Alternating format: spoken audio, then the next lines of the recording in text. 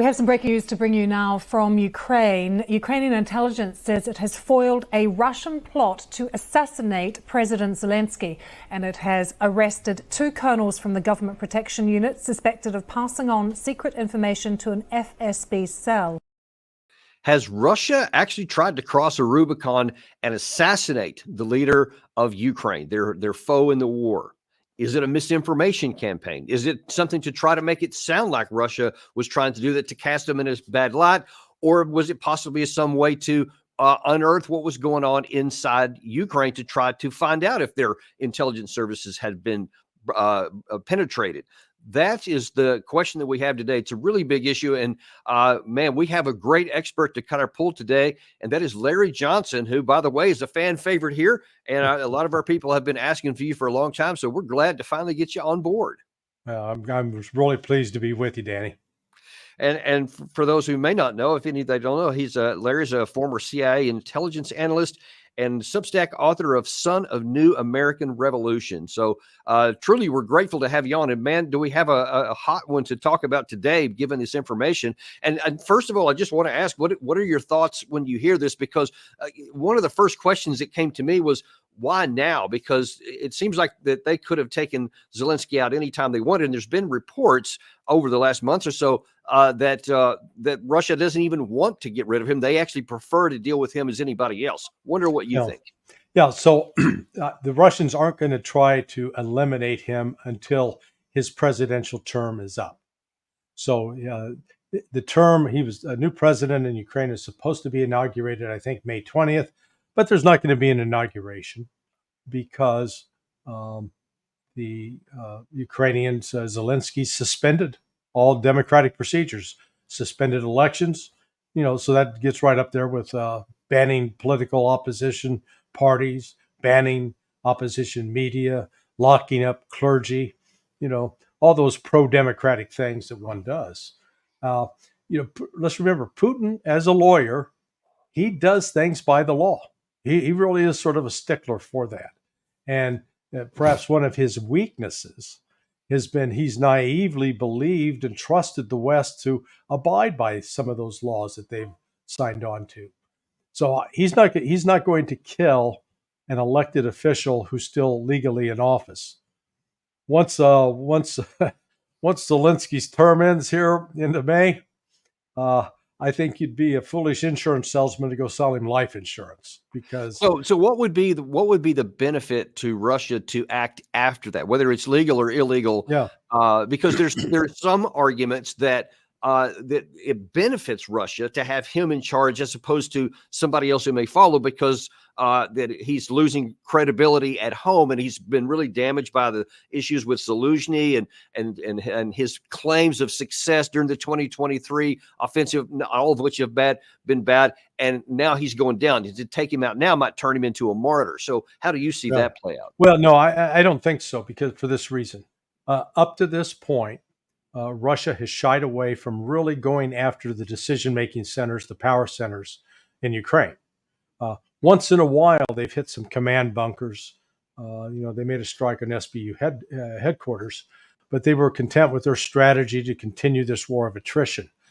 I think they've now reached, what Clausewitz called the tipping point, where the Ukrainian military is on its heels across the board.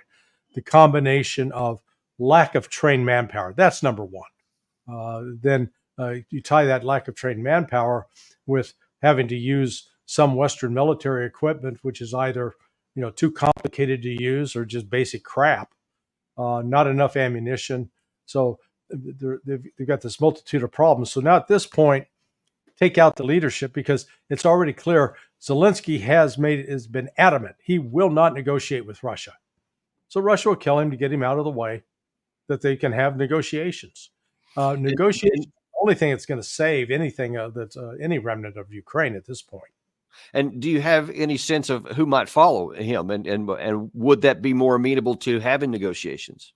Well, that's going to be the issue, because so you've got the Poroshenkos on one hand, who are he was formerly president, then ousted, considered corrupt. But then you have this whole right sector, the Azov guys, this ultra nationalists aligned with Nazi ideology. They're the ones that were really sort of the power behind the throne for Zelensky. And so, remember General Zaluzhny? He was very in tight with them. He's considered popular, but what the Russians, I think, are going to send a very clear message militarily. They will start hitting some decision-making centers, and I think they've really reached a point where, I think one of the things in the past why they didn't, they had intelligence assets in there. They had them penetrated. Mm. They knew what was going on. So why blow them up when you're getting a steady flow of information about, here's the plan, here's the. Oh, I never thought of that. Yeah, that's one of the reasons I think they held back, because they didn't want to kill their own sources. If you're an intelligence outfit and word gets around that you kill your own guys, you're going to have trouble recruiting. Right. Yeah, I could see where that would work out there also.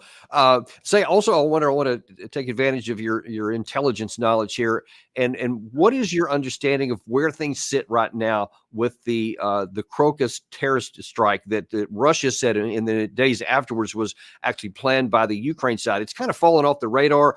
Russia never did anything really, to retaliate against anyone, which some thought they might. Where is that sitting down, and what do you think actually happened? Well, let's deal with retaliation first. Russia's been steadily increasing the tempo of military operations all along the front, and they've been hitting targets deep inside Ukraine in the west. So, they don't. I don't think they feel necessarily compelled that they have to make some specific strike announced and then identified as this is revenge for the Crocus City Center. They have continued to arrest people. They're being put into the judicial system. They're being interrogated, and they're collecting intelligence. We're in the West, as you know, Danny. We're an impatient lot. We're the 20-minute sitcom society. We got to have it all, real quick, and let's get on with it. Russians are real patient. They're under no time pressure to move immediately to get something done. So they've made it very clear that they have issued arrest warrants now for Zelensky and other members of the Ukrainian government. So I think that's an outgrowth of that investigation, and they're serious about, if they're still alive, they'll try them. They'll do a Nuremberg-style trial, and then if they're convicted, Russia actually hasn't been big on execution, despite the John le Carré storylines of shooting people in the back of the head. What do you have any knowledge about? What is your intelligence sources telling you about what actually did happen? Was it Ukraine? Was it actually ISIS acting independently? Oh no, it was definitely Ukraine. It was Western backed as well. The U.S. was involved. Because when you look at that whole sequence of events. So I was at State Department in the Office of Counterterrorism back in October of 1989. And one of the very first things we had to grapple with then, this was like 11 months after the bombing of Pan Am 103 in Lockerbie, Scotland. And there was widespread public perception that the U.S. government had inside knowledge that bombing was going to take place, and that we warned only U.S. government employees, stay off that plane, it's going to blow up. Well, that wasn't true, because, I know, for example, one soldier went by the name Tiny, which means he wasn't a big man.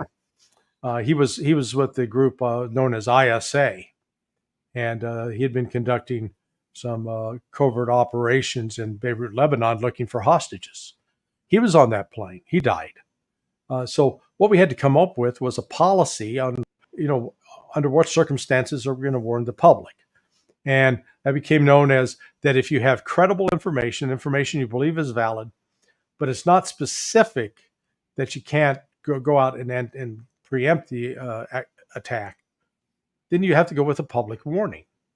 So here was the U.S. government issuing the most peculiar public warning. I've never seen it like this, and I've checked with a variety of colleagues. We never we never ever issued one that said, oh, there's going to be a terrorist attack within 48 hours at a music facility, perhaps. Yeah. Or, so be careful. All right. So they didn't specify 48 hours starting at 10 a.m. Eastern Daylight Time, extending to. They just left out 48 hours, very vague. Then when the 48 hours is up and nothing happened, then does that mean the terrorist attack went away? The threat was diminished? Now, the story the U.S. told later was, oh, no, it was still active. Okay, if it's still active, then you should have been back out with another public warning. So when I start seeing this kind of manipulation of the process, that tells me some shenanigans are underway. Now, there's been a new warning out there recently. Germany. Yes. Yeah. What can you tell us about that? Well, notice in that one that they don't. And I'm sorry, for those who don't know, can you say what the warning is? Yeah. So the U.S. Embassy Berlin issued the public advisory that they call it a level 2, 1 through 4, 4 being the most, run around with your hair on fire and scream. Level 2 is be careful out there. We anticipate terrorist attacks at public gatherings, malls, shopping centers. Be alert. This is hey, you be careful out there kind of warning. Again, what it underscores is this means they've got intelligence, because state doesn't just sit back and say, hey, maybe we should put a warning out in Germany today. I don't have anything better to do. No, you got specific intelligence. You may say, okay, we think it's credible, but it doesn't really tell us what's going to happen. But let's go out and put out the warning. If nothing else, we've covered our rear end. And that's what this is. But the other thing that triggers in my mind is, are we getting ready to pull off a terrorist attack in Germany that will be blamed on Russia as a false flag that would then justify, okay, Russia has violated this rule. We need to send our troops to Ukraine, looking for a pretext to do that.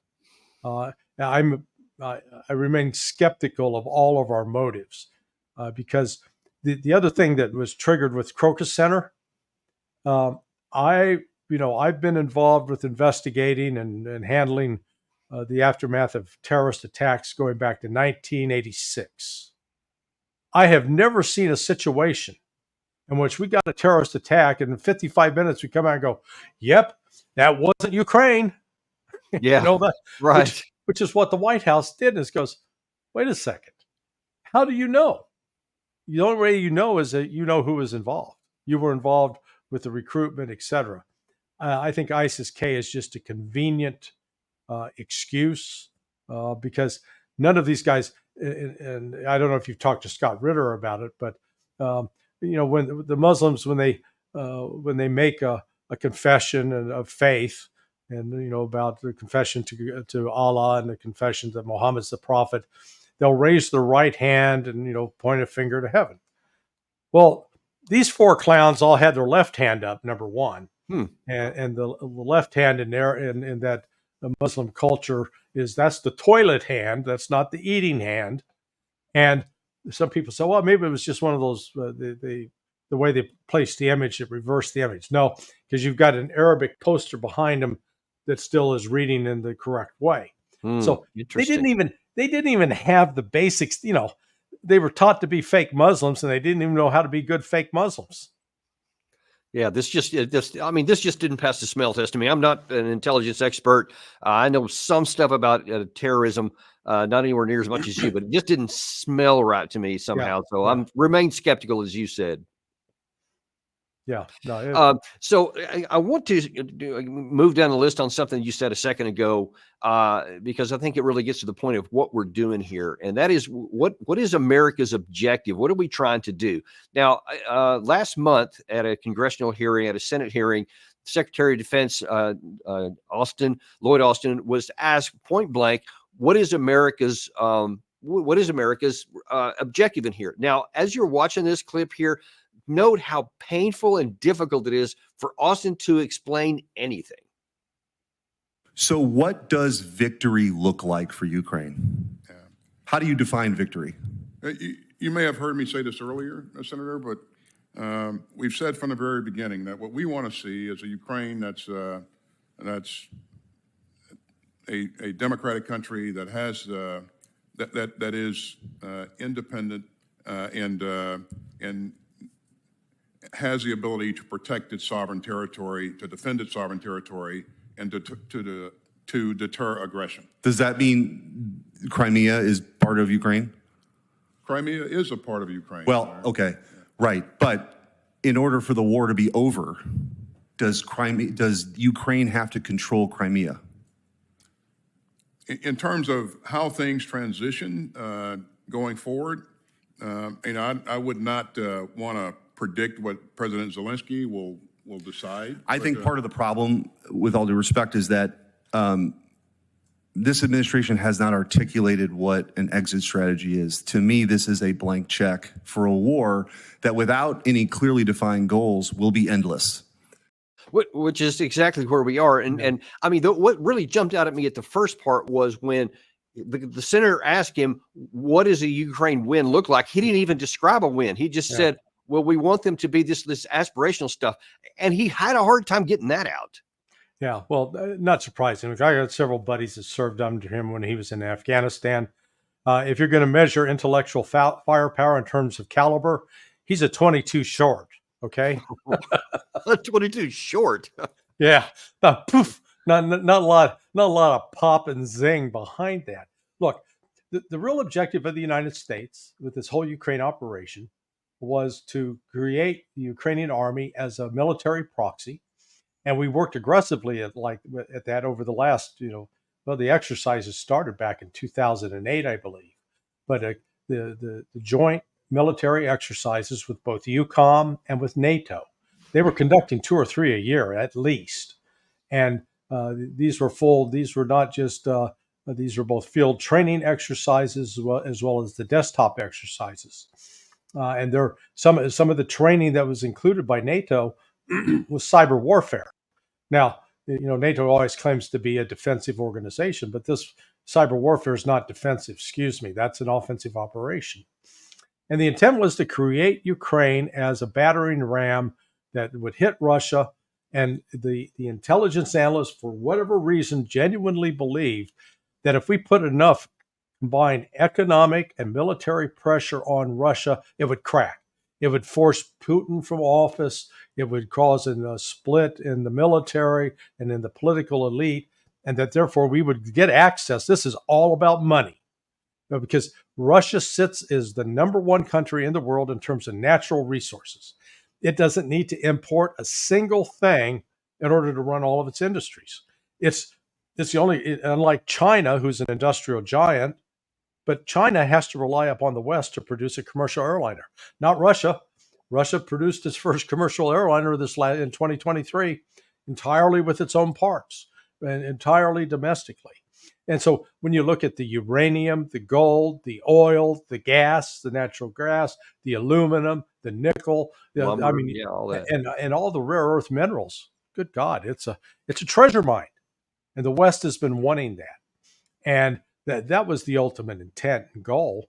And then what they didn't count on, and again, there's no, I got to commend you and John from the other day. I watched that debate at the Council on Foreign Relations. I applaud you for not going over and strangling the two ladies. It's stupid. I mean, good God. No matter what you said, no matter what facts you laid on the table, they were just going to repeat this mantra like they were members of the Church of Scientology or something. Facts didn't matter. And so when you tried to lay out the military realities, these ladies, neither who has ever put on an 80-pound ruck carrying a prick 77 radio, toting a rifle with 500 rounds of ammunition. Yeah, that's a light load. Good luck with that. They have no idea what they're talking about. And so the West is convinced that, Russia's a weak army. Russia's got terrible leadership. They're filled with criminals. It sort of reminds me of that scene from the Tom Hanks series, The Pacific, when the Marines were on Guadalcanal, And Chesty Puller steps up and says, "Well, let me read to you what the Japanese are saying, that we're a bunch of madmen and insane asylum escapees," and he took great joy with that. Well, that was sort of how we were portraying the Russians. Without understanding, Russians are very capable fighters. They beat the Nazis. We like to pretend that we did, but they beat the Nazis. They fought the bulk of the Nazi force. They inflicted the bulk of the casualties against the Nazis, and they fought major operations. The closest we came to was the Battle of the Bulge, and that's where we got caught with our pants down.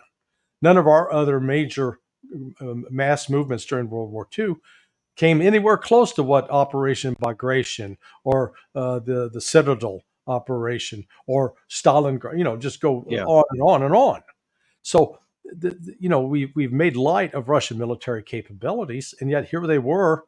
You remember it started, I think, the first week of April of 2022. Oh, Russia's running out of missiles. Yep. And then every month thereafter, except now that the Ukraine side is out of interceptors, and they haven't run out of missiles. But and in fact, speaking of missiles, that's interesting you brought that up, because getting to the whole thing. So we just showed you that the U.S. really has no strategy, but obviously no one else in NATO does either, because everything this points to is I know you've talked a lot about, we certainly have, that there is no viable path for Ukraine even to hang on. Forget about winning. That's not even on the table to discuss. Right. But it's over. Given that, then why in the world does Lord Cameron, the foreign secretary of Ukraine,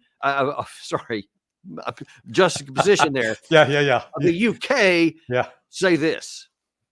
In terms of what the Ukrainians do, in our view, it is their decision about how to use these weapons. They're defending their country. They were illegally invaded by Putin, and they must take those steps. We don't discuss any caveats that we put on those things, but let's be absolutely clear. Russia has launched an attack into Ukraine, and Ukraine absolutely has the right to strike back at Russia. So why now, rolling into your third year of war, when everything is going against Ukraine on the battlefield, do you want to add going into Russia with your long-range missile systems? What possible benefit could that get to the West? Zero. Actually, perhaps more orders for the defense industry to fulfill, meaning taxpayers will pay more dollars out for enhanced military budgets. Apart from that, all it does is it's now going to put Britain directly in the crosshairs of Russia. The Russian foreign ministry called in the British ambassador yesterday, made it very clear. You're going to play this game now. British military assets will also be at risk. We'll view them as legitimate targets. If you want to go down that route, that's your choice. We will defend ourselves. And it's no coincidence. I noticed in that statement that the Russians specified one phrase that got my attention more than any. They said that we'll attack British assets in Ukraine and elsewhere. Do you think there's actually a possibility that they could strike out British anywhere outside of Ukraine? Oh, absolutely. In fact, some of the hypersonic missiles right now can hit the British military base in Cyprus. And the Brits have been carrying. Wouldn't they say that's Article 5? Well, the Russians say, go ahead and enact Article 5. The Russians already recognize they're fighting NATO. They're not pretending that they're not fighting NATO. That's why so you start with the mobilization in September of 2022, 300,000 plus men. But then the enlistments continue at a pace during 2023 of almost 490,000 soldiers signing up, and that's continuing. So what Russia's doing is it's not building up its army to defeat Ukraine. The Ukraine defeat is already factored in because they're fighting an attrition war. And I think this Colonel Alex Vashinin recently wrote a piece where finally the West woke up and he recognized what this war of attrition that Russia's fighting really means and the implications of how it's executed. No, Russia's getting ready. Russia's getting ready for round two. They're going to say, okay, if the United States and NATO want to fight, we're going to fight, but we're going to. You don't get to attack us and us not attack you. If your rockets and missiles are showing up inside Russia, ours are going to show up inside your territory. And yeah, that will probably activate Article 5, but that means each country then has to sit down and have a nut cutting session. Do we really want to go to war with Russia? Because every country's got to make that decision. Their legislators guys, yeah, let's go to war with Russia. You know what? I bet you when that moment comes, there's going to be a lot of throwing up at the finish line. People aren't going to be saying, yeah, we're going to man up. Well, Because, and I think it's not by any mistake that Russia almost simultaneously announced this non-strategic nuclear force exactly. exercise. Amen. Exactly. You're exactly right. Yeah, and Russia's not, they're not some fat drunk playing poker in Vegas. They're not just bluffing. They've been very clear about here's what we mean, here's what we've said, and we mean it. That was one thing that I noticed out of that debate, so that or the the lambasting that you guys gave those two ladies, where they claim, the Putin, the Russians have never upheld any agreement. Take a look at Minsk too, and it's going, good God, what are you guys smoking? What sort of hallucinogen is going around? Because Angela Merkel of Germany admitted that the Germans, it was a pretext. It was a ploy to give Ukraine time to build up its military, and that the West had no intention on abiding by it or upholding it. And you're blaming that on the Russians? Get real. Because if you continue to project your own weaknesses and your own insanity onto the Russians, you're going to make a miscalculation. And, it's like, I'm sure you've seen, when you're in command, you probably had some troops. They got to the bar, they got drunk, and some guy's finger punching the bigger guy in the chest.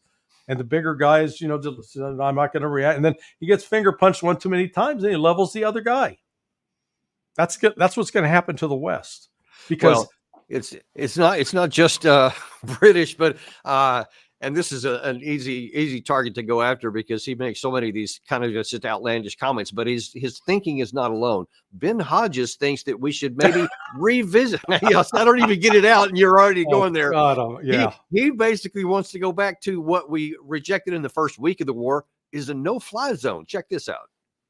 We had U.S. pilots and Royal Air Force pilots flying in support of Israel to help defeat this Iranian missile attack a couple of weeks ago.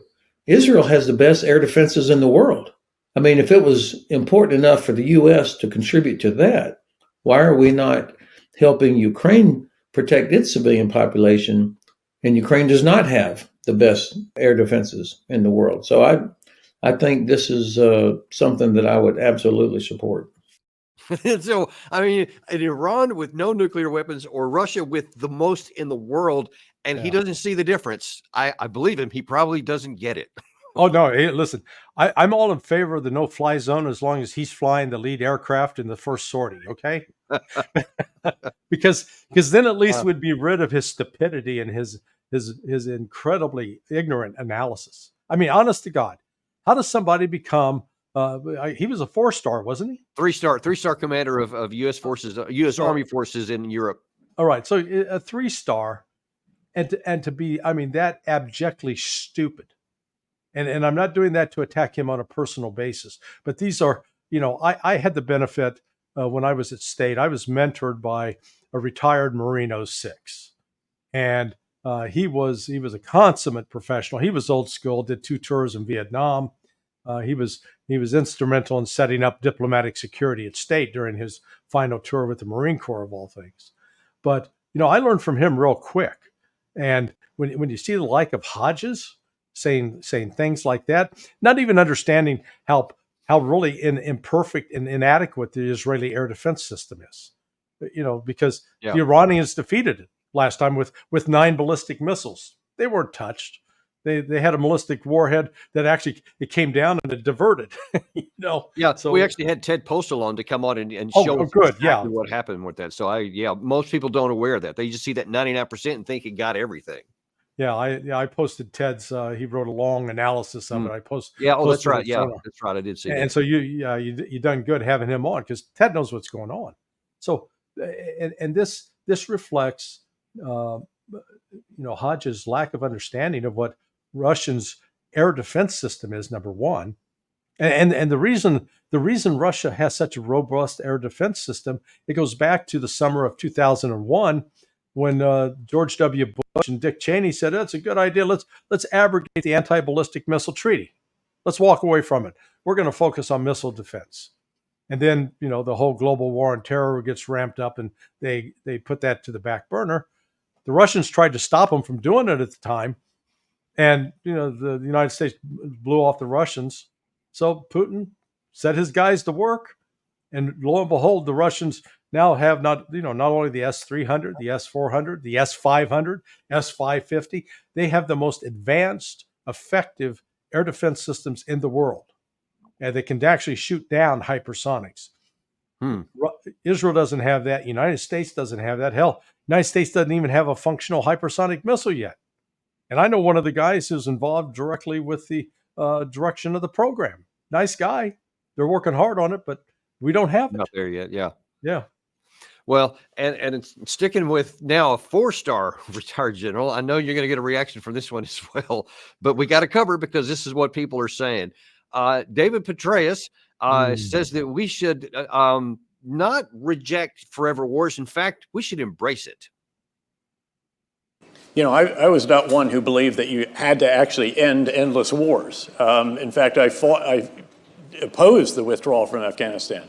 Yes, it was frustrating. Yes, it was maddening. Yes, our partners in Kabul were not all that we might hope they would be. We only had 3,500 troops on the ground. We hadn't lost a soldier in a year and a half. There was no reason. $25 billion and an $850 billion defense budget. So we need to be careful about this. This one, we need to ensure that Ukraine prevails when this is over. I just, Larry, I just can't get my head wrapped around to these kinds of comments. Again, we've talked about there is no military path. So why do we have 4-star generals keep with this mantra that we can't let Russia win and Ukraine has to win? It doesn't matter what you want. It only matters what you can do and what you can't do. I'm just at a loss. Well, I wish one of these interviewers would say, "Hey, Dave, tell us about your wins. Tell us, please explain the win in Afghanistan and then that win in Iraq. And I know you weren't around for it; you were too young. But can you discuss the American win in Vietnam? There was a big win. What we can talk about is beating up on the Panamanians. We can take out Manuel Noriega. We're good at Trinidad and Tobago. Remember, Petraeus, he was known when he was at the academy as the cadet who would marry the superintendent's daughter in order to get ahead.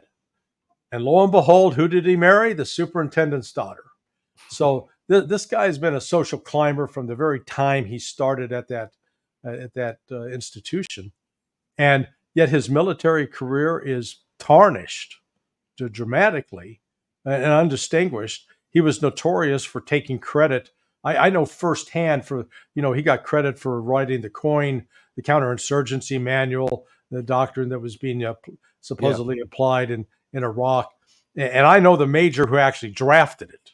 And he was complaining to me about how, Petraeus took all the credit, didn't give this guy any acknowledgement. Great kind of leader there, that kind of leadership where they heap all the glory on themselves and mistreat the underlings. That tells you the kind of guy he is. So he has no qualms about sending a bunch of Ukrainians to their death. And what this is all about. This is all about the money. We've got to create a justification to build these expensive weapon systems that don't work in combat. I mean, think about the M1 Abrams. Yeah, it's great as long as you're going to use it in a road race.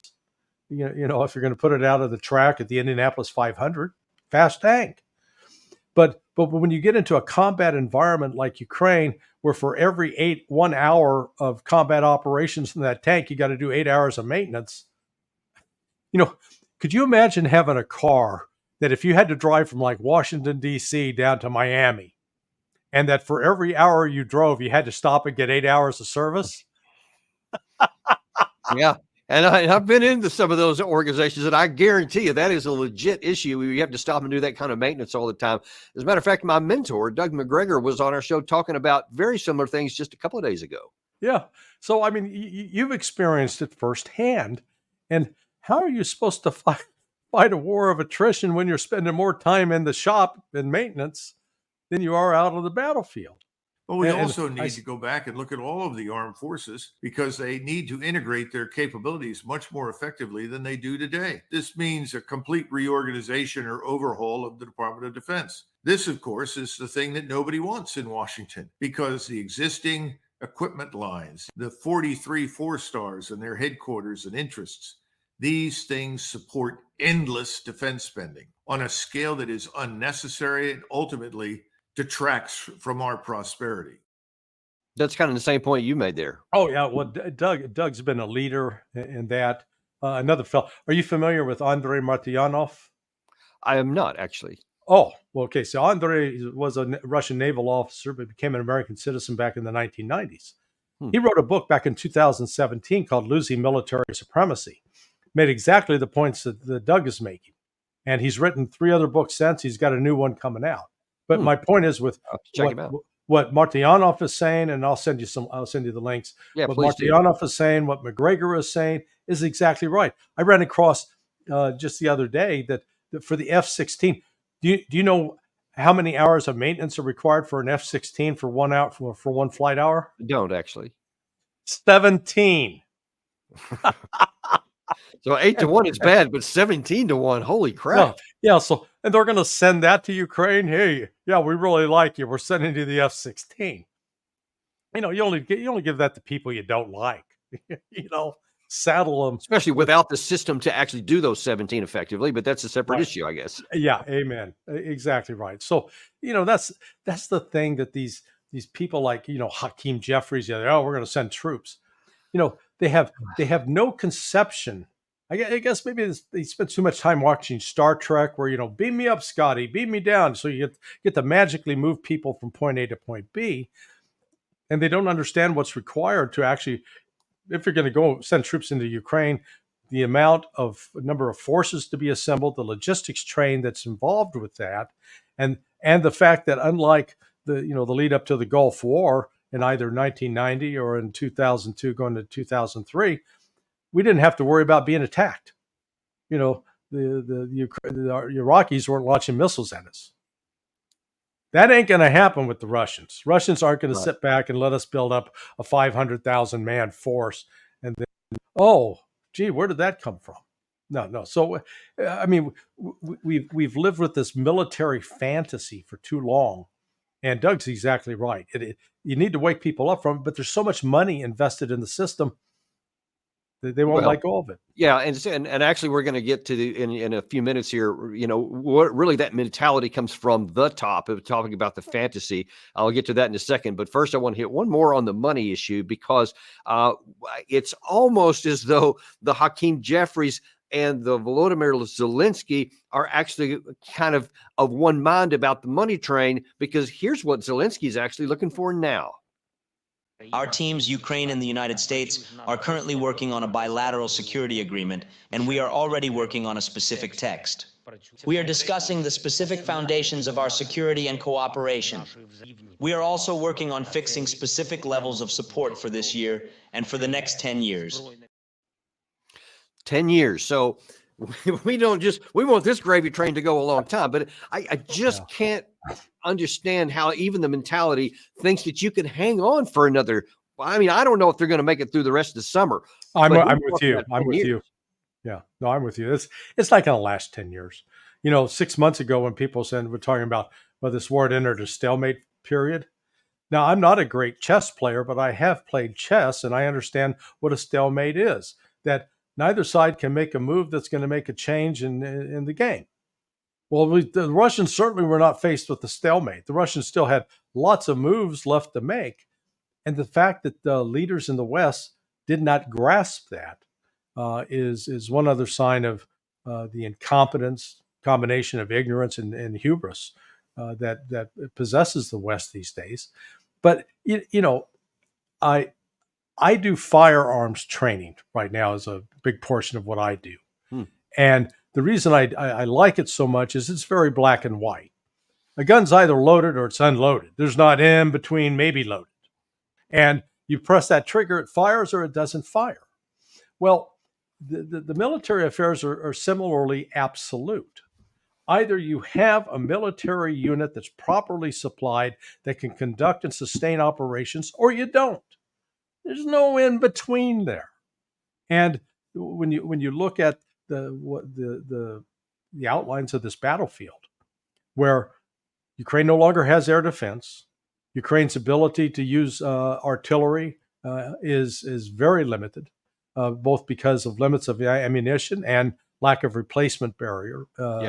Barrels, yeah. Yeah, the tanks are getting used up at an incredible rate. Already out of the 16 M1 Abrams that were sent, 7 are dead. And that's been in about 2 weeks. The only thing they have is ISR, and they've got some drone capability, except on the Russian side, the Russians have far more effective electronic warfare. Yeah. They've got the air defense, robust air defense. They've got a variety of artillery and tube systems that can deliver long-range fires on the Ukrainians. They've got the mobility for troops where they're not. You remember during the counteroffensive, because they were having trouble inserting the Ukrainian forces with the Bradleys because they kept getting blown up with mines, they decided, we're going to offload them 10 kilometers and have them walk in. And I tried to get across to people, have you ever walked across a muddy field with 80 to 90 pounds of gear on your back? Do you understand what that is? Because you're carrying the ammunition's heavy, the firearms heavy. If you've got a radio, that's heavy. You got to have food. You got to have water. This is all weight. And a lot of the ammunition you're carrying, if you got 500 rounds, you can use that up in an hour. Yeah. If you're in a major firefight. So then who has to run back the 10 kilometers? I mean, it's just more. Yeah. Yeah. So these are basic principles. And yet guys like Hodges and Petraeus didn't grasp it, which tells me that they forgot what it was when they had to put a ruck on and try to. Yeah, either that, Larry, or it is as cynical as it appears, that they're not concerned about that. They just want to harm Russia, and they keep doing these things. Although I think I believe I've seen some stuff that you've written that they're not weaker now. They were earlier in the war, but now that Russia's much stronger than they were at the beginning, and so we've actually lost that battle too. Yeah. They've Andre in his newest book that's coming out pointed out that for the production of say artillery rounds, barrels for artillery, pieces for howitzers, you need pig iron, and the production of pig iron in the United States is like something 93 million tons. Let's put that number. In Russia, it's 120 million. So Russia's doing 30% more than we are right off the bat. But the difference is Russia actually has factories up and operating. Right. I've pointed out in several other of my appearances that 50 years. I just went to my 50th high school reunion in October, and 50 years ago, when I was graduating, my dad was a worker at Armco Steel Factory. One of my other buddies, his father was a manager, foreman at Standard Oil Refinery. Another one worked at Bendix Corporation, which was a manufacturing outfit. Another one worked at Alice Chalmers, producing farm implements, harvesters, plows, etc. And others worked at Leeds, which was a General Motors plant. Those are all gone. I went back 50 years later. Those are all gone. The productive capability we used to have in this country doesn't exist anymore. It's been downsized and it's been shipped overseas. So it's not just a simple matter of us saying, we need to start doing this. We've got to have the plant and material, and most importantly, the skilled laborers. Yeah, because my dad was a skilled machinist, and he had to go through school and he had to qualify and become good at machining. Yeah, that's not something you just like train somebody up for a month and say, all right, now you're a machinist. I mean, it doesn't work that way. Yeah, exactly. So Hey, Larry, in the last few minutes I have here before I let you go, we talked about in a minute ago that this is really leadership and it starts at the top. And right. when we talk about some of these issues with, what is Austin saying? What is Hodges and some of these other guys? The problems really start all the way at the top. And here is the president of the United States at the occasion of this passing of this funding bill last month, talking about what he sees as the vision and goal and the abilities of the United States. Check this out. We don't walk away from our allies. We stand with them. We don't let tyrants win. We oppose them. We don't merely watch global events unfold. We shape them. That's what it means to be the indispensable nation. That's what it means to be the world's superpower and the world's leading democracy. But this vote makes it clear there is a bipartisan consensus for that kind of American leadership. That's exactly what we'll continue to deliver. But he's operating like it was 50 years ago, like we had all of these capabilities and nobody else did. But that world doesn't exist anymore. But the words coming out of his mouth and the actions and his policies imply that we do, but they don't match up with reality. Yeah. Well, let me ask you a question going back to your days. So how long did it take? Let's see, got a brand new recruit. He's done his 13 weeks in basic, and now he's going to become part of a tank company. How long was that training to get him where he was minimally competent? Minimally competent, maybe a half year, but adequate to like be a good tank crew and get a good score at least a year. Yeah, and that's a year plus the basic training, correct? On top of it, yeah, with okay. Other trained crew and trained leaders. So you understand that. Biden doesn't. And the notion that they've appropriated all this money, great. I was just talking to a journalist from Turkey, and he was like all enamored of the $61 billion. I said, dude, you can give them $1 trillion, okay? Though with $1 trillion, they might be able to go out and buy some people that know what they're doing, who'd be stupid enough to say, okay, give me $2 million and I'll risk getting blown to smithereens. But otherwise, that money doesn't magically produce troops because you've got to recruit them. You've got to go take them through basic. And then just, as you pointed out, to get minimally proficient where you're able to conduct operations at a company level, much less, where you get into battalion, brigade, and division, so it's a complex system, and learning how to do the shooting and moving and communication and coordination. It's not easy. And that's what these guys don't understand.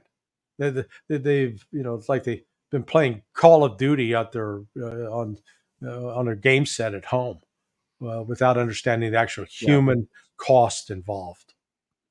And when you have that at the top, you can see that everybody else is just going to fall in line and keep saying the same things, or else they also don't know. I'm not sure which is worse, but it's not good for America.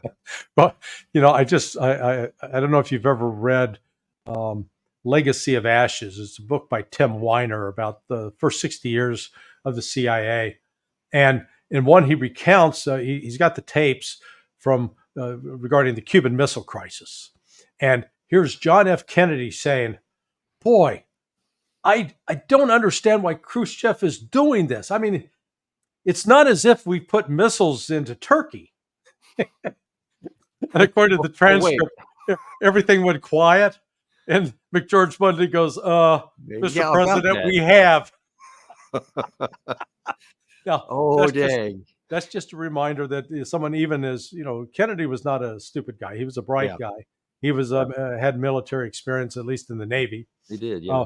But clueless about what was actually going on in the real world that could precipitate this. And so we find our current leadership reflecting that very kind of ignorance. And that's what's frightening.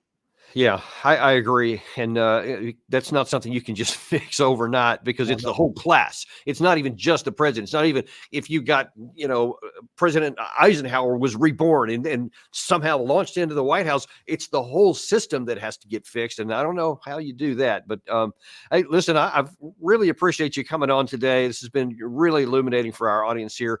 And I want to ask you one question before I let you go here that we ask a lot of our folks here. And how do you see the remainder of the summer rolling out? Do you think that Ukraine can continue fighting into 2025? No, I think we're actually going to be looking at a pretty quick collapse. It's going to come where the front will crumble. It will be after 1st of June, because I think the Russians legitimately are okay. They're not going to move on Zelensky until he is now an illegitimate president, until he now illegally occupies that office. Then he's fair game. And the push for the Russians will be to create such a devastating military situation for the Ukrainians. They'll have no alternative but to plead for a negotiated outcome. And I think despite all the tough talk from the West about, oh, yeah, we're going to put in troops, where are you going to get them? And how are you going to get them there? This is, you're not sitting there with a monopoly board where you can easily move your pieces. Yeah, you said it a while ago that this is not Desert Storm where we're going to get 6 months to build up 500,000 people to go do something. Yeah, I mean, that's not going to happen anymore, and we haven't come to that reality yet.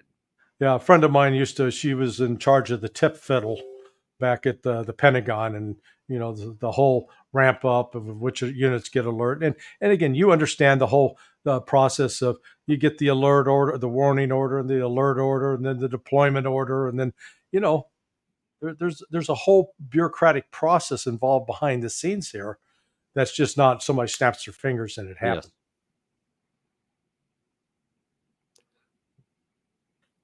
Yes. And I think, sorry. Listen, I really appreciate you coming on today. I'm going to have to break contact here because I've got to get on another show. Sure. But I really appreciate you coming on. Look forward to would like to have you back on to talk about that. I want to keep going where we just left off here. If that happens, then what happens? Because there's a whole cascade of things that we need to check out. And we'd love to have you back on to talk about that. I'd be honored to do so, my friend. Thank you so much. Cool. Thanks a lot, Larry. And we thank you guys for coming on too. We actually have Professor Jeffrey Sachs coming on this afternoon at I believe 2 p.m. 2:30 p.m. Not going to want to miss that. We've been trying to get him on for a while, and you're not going to want to miss what he has to say. Be sure like and subscribe and share this with your friends, folks, because you're getting information here like with Larry and later with Professor Sachs that you're just not going to get anywhere else. And you need to share some of that wealth. Don't hold it all to yourself. Thanks a lot, and we'll see you this afternoon on Daniel Davis Deep Dive.